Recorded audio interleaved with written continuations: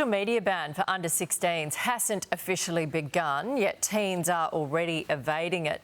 Two 13-year-olds in Adelaide changed their birth year on Instagram to 1956 and managed to pass Meta's facial recognition software. I just changed my date of birth and I did a facial scan and it said I'm that age. Oh, you just got to click on your settings and you can change your birthday to whatever you want it to be. Snapchat's facial scan tech has also seemingly failed, incorrectly identifying a 14-year-old boy as 25. For more, we're joined by Health Minister Mark Butler and Liberal Senator Jane Hume. Good morning to both of you. Mark, is this off to a good start if kids are just sort of like putting different birth dates in? Well, the technology exists to verify age according to facial analysis. That's all of the advice that we've been given, and these platforms now have 5 days to get their act together if some of it's not working, because the platforms face some very hefty fines of up to $50 million if they breach these new world-leading laws. I mean, I can't say enough about these laws, not just as a parent but as the Health Minister. I'm absolutely horrified by what these platforms, what these technologies are doing to young people, to their mental health, to their learning development, to basic social development as well. So I'm incredibly proud of these laws. We know that they're going to be difficult to land because big tech is very opposed to them. But 5 days they've got to get their act together. If people are evading the technology, then Snapchat, Instagram, whoever that is, they better look into these cases pretty deeply and get their act together. OK, so Mark, this time next week, if you've got 14-year-olds still able to put I was born in 1956 and get, you know, Billy Bob, my friend who's, you know, 17, to scan the face, then you'll be coming down hard on the companies.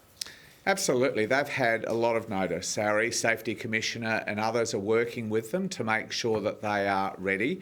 You know, they've got enormous resources to make sure that this technology works, and our advice has always been that the technology is accurate, it is reliable. So 5 days, really, they've got to look into these cases and see why, if there are some teenagers being able to show that their age is as old as the report suggests, they better get their act together, because we've been clear. And the obligation is on them.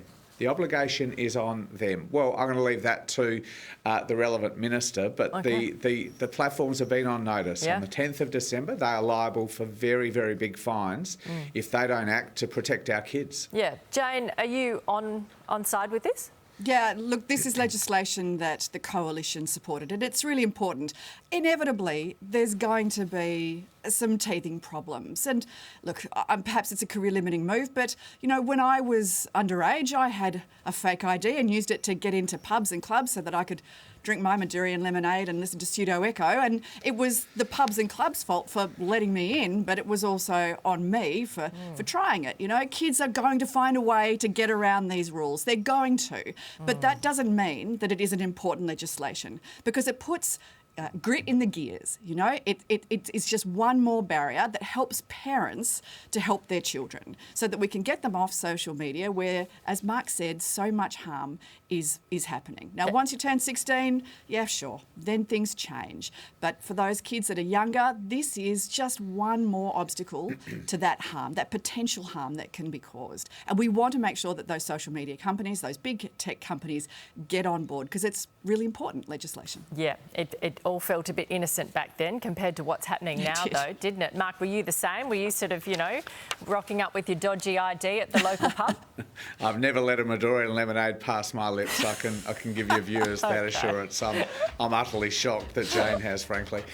Okay. He is the minister. That might be a bit different if he wasn't. So, OK, we might get a few of your old friends to see if that's the case.